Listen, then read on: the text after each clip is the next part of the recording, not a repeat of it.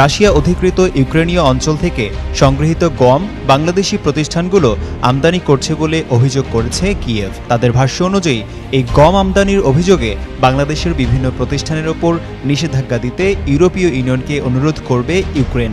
দেশটির দক্ষিণ এশিয়া ভিত্তিক একজন শীর্ষ কূটনীতিক জানিয়েছেন, ঢাকাকে একাধিকবার সতর্ক করার পরও এ বাণিজ্য বন্ধ হয়নি, যার জন্য তারা এ পদক্ষেপ নিতে বাধ্য হচ্ছে।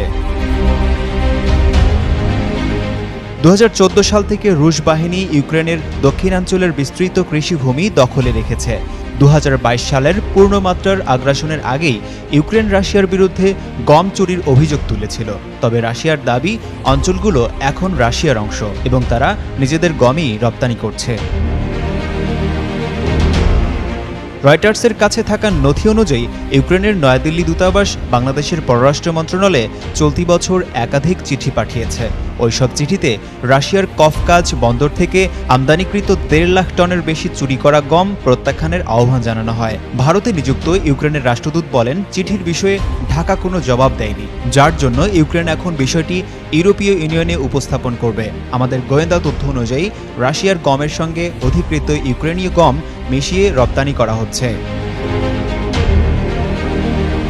বাংলাদেশের খাদ্য মন্ত্রণালয়ের এক কর্মকর্তা রয়টার্সকে বলেন, রাশিয়া অধিকৃত অঞ্চলে উৎপাদিত গম ঢাকা আমদানি করে না।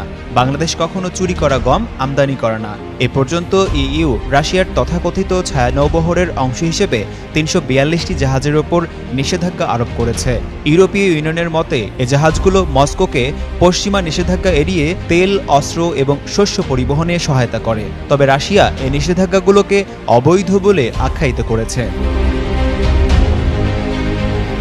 রয়টার্স বলছে, ইউক্রেনের দূতাবাস বাংলাদেশ সরকারের কাছে 4টি চিঠি পাঠিয়েছে। এসব চিঠিতে তারা সেসব জাহাজের নাম ও রেজিস্ট্রেশন নম্বর উল্লেখ করেছে, যেগুলো রাশিয়ার অধিকৃত ইউক্রেনীয় অঞ্চল থেকে গম পরিবহনের সঙ্গে জড়িত। এসব জাহাজ কবে রাশিয়ার বন্দরগুলো থেকে ছেড়ে এসেছে সেই তারিখও চিঠিতে উল্লেখ করা হয়েছে। চিঠিগুলোতে 2024 সালের নভেম্বর থেকে 2025 সালের জুন পর্যন্ত কফকাজ বন্দর থেকে বাংলাদেশগামী জাহাজগুলোর যাত্রার সময় এবং আনুমানিক আগমনের তারিখও উল্লেখ করা হয়েছে।